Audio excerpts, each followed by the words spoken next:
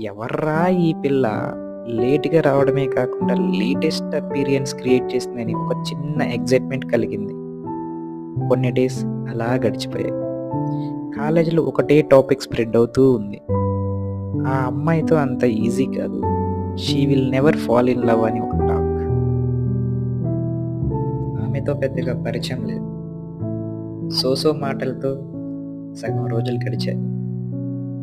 ఒక వారం ఆమె కాలేజీకి రాలేదు.